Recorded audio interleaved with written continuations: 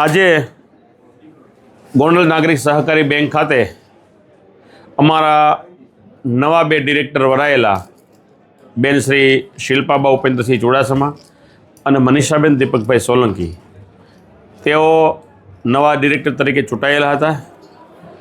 આ વચગાળાની ચૂંટણી સંદર્ભે જણાવવાનું કે સરકારશ્રીના સહકાર વિભાગના નિયમાનુસાર જેને ટર્મ પૂરી થતી હોય 2 ટર્મ એને રાજીનામું આપવાનું હોય છે, એ કન્ટિન્યુ રહી શકતા નથી।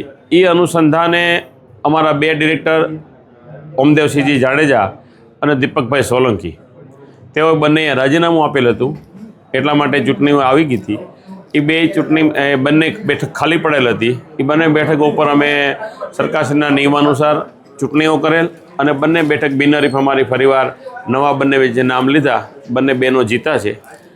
આજની અમારી આ સામાન્ય સભામાં અમારે જે વાઇસ ચેરમેન તરીકે જે ઓમદેવસિંહજી જાડેજા હતા તેઓ રાજીનામું આપતા વાઇસ ચેરમેનની સીટ ખાલી પડેલ હતી, તો એ અંતર્ગત અમારા જે વાઇસ ચેરમેનની ચૂંટણી હતી એમાં બિનહરીફ સર્વાનુમતે અમે આજે શિલ્પાબા ઉપેન્દ્રસિંહ ચુડાસમાની વરણી કરેલ છે। એટલે ગોંડલ નાગરિક સહકારી બેંકમાં અત્યારે અમારા ચેરમેન શ્રી કિશોરભાઈ કાલરિયા છે, વાઇસ ચેરમેન તરીકે શિલ્પાબા ઉપેન્દ્રસિંહ ચુડાસમા આવ્યા છે અને સમગ્ર અમારી 11ની બોડી અત્યારે કાર્યરત છે।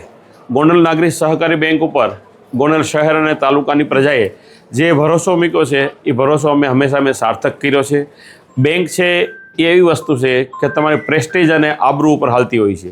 અમારી બેંક ઉત્તરોત્તર સતત વિકાસ કરી રહી છે।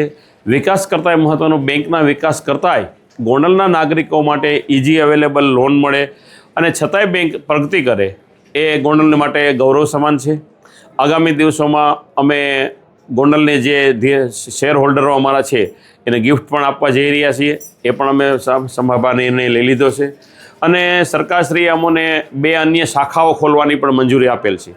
એમાં અમે ગોંડલ મવડી ખાતે, રાજકોટ મવડી ચોક ખાતે અમે એક જગ્યા રાખેલ છે અને ત્યાં શાખા અમે આવનારા એકાદ માસમાં અમે ચાલુ કરવા જઈ રહ્યા છીએ। એ ઉપરાંત અમે અહીંયા એક મોટું ગામ છે ગોંડલથી કોલીથડ ગામ ખાતે પણ અમારો અભ્યાસ ચાલુ છે, ત્યાં પણ અમે એક બીજી શાખા ખોલવા જઈ રહ્યા છીએ।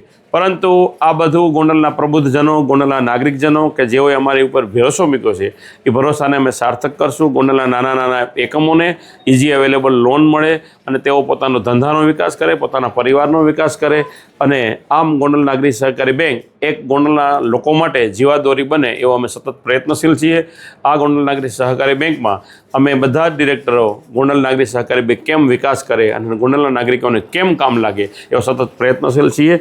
આજે ફરીવાર હું અમારા નવા વાઇસ ચેરમેન એવા શિલ્પાબા ચુડાસમાને હું ખૂબ અભિનંદન પણ આપું છું। ભારત માતા કી જય।